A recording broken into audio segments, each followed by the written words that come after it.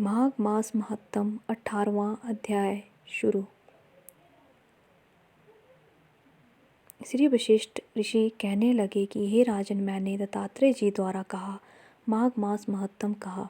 अब माघ मास के स्नान का फल सुनो। हे परंतप, माघ स्नान सब यज्ञों, व्रतों और तपों का फल देने वाला है। माघ मास में स्नान करने वाले स्वयं तो स्वर्ग में जाते ही हैं, उनके माता और पिता दोनों के कुलों को भी स्वर्ग प्राप्त होता है। जो माघ मास में सूर्योदय के समय नदी आदि में स्नान करता है, उसके माता पिता के साथ कुलों की पीढ़ी स्वर्ग को प्राप्त होती है। माघ मास में स्नान करने वाले दुराचारी और कुकर्मी मनुष्य भी पापों से मुक्त हो जाते हैं, और इस मास में हरि का पूजन करने वाले पाप समुदाय से छूटकर भगवान के सदृश शरीर वाले हो जाते हैं। यदि कोई आलस से भी माघ में स्नान करता है, उसके भी सब पाप नष्ट हो जाते हैं। जैसे गंधर्व कन्याएं राजा के श्राप से भयंकर कल को भोगती हुई लोमश ऋषि के वचन से माघ में स्नान करने से पापों से छूट गई। यह वार्ता सुनकर राजा दिलीप विनय से पूछने लगा कि हे गुरुदेव, ये कन्याएं किसकी थी? उनको कब और कैसे श्राप मिला?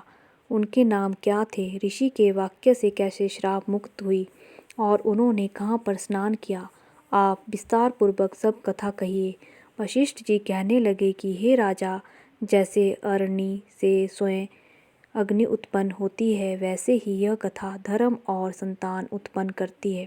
हे राजन, सुख संगीत नामक गंधर्व की कन्या का नाम विमोहिनी था। सुशीला तथा स्वरवेदी की सुव्रा, चंद्रकांत की सुतारा तथा सुप्रभा की कन्या चंद्रिका, ये 5 सब समान आयु वाली तथा चंद्रमा के समान कांति वाली और सुंदर थी।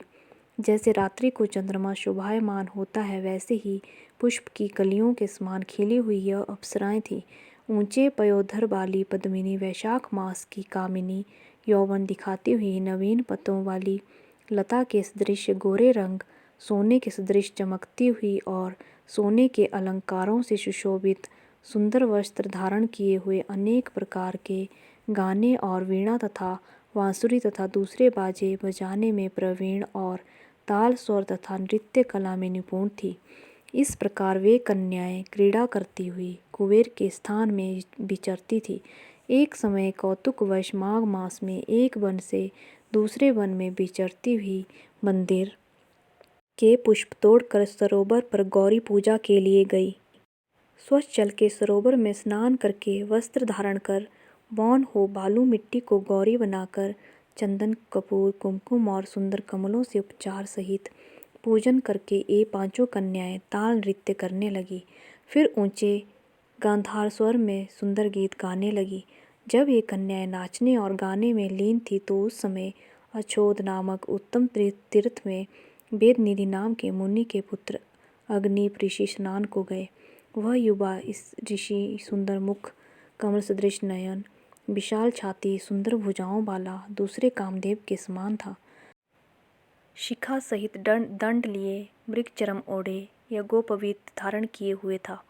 उसको देखकर 5 कन्याएं मुग्ध हो गई और उसका रूप व यौवन देखकर कामदेव से पीड़ित हो देखो देखो ऐसे कहती हुई उस ब्राह्मण के चित्त में कामदेव का डर उत्पन्न करने लगी और आपस में विचार करने लगी कि यह कौन है।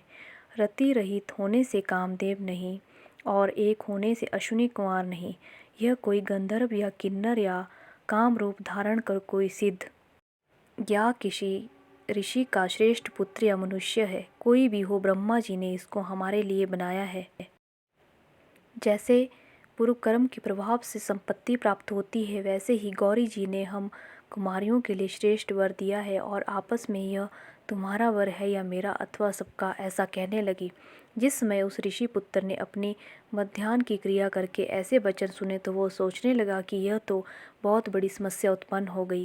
ब्रह्मा, विष्णु, महेश आदि देवता तथा बड़े योगीश्वर भी स्त्रियों के भ्रमजाल में मोहित हो गए थे। इनके तीक्ष्ण बाणों से किसका मन रूपी हिरण घायल नहीं हो सकता। जब तक नीति और बुद्धि रहती है, तब तक पाप से भय रहता है, और जब तक की गंभीरता रहती है, यम विधि का पालन होता है, तब तक मनुष्य स्त्रियों के काम रूपी बाणों से बिंधा नहीं जाता। ये मुझे उन्मत्त और मुग्ध कर रही है, किन गुणों से धर्म की रक्षा हो सकती है। स्त्रियों के मांस, रक्त, मल, मूत्र से बने घृणित और अशुद्ध शरीर में कामी लोग ही सुंदरता की कल्पना करके रमन कर सकते हैं।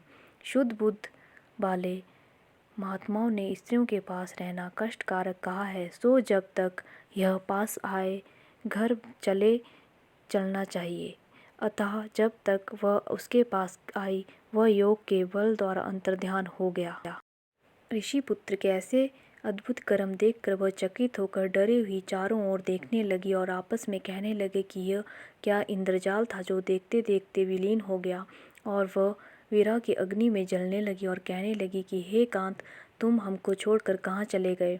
क्या तुमको ब्रह्मा ने हमको विरह रूपी अग्नि में जलाने के लिए बनाया था?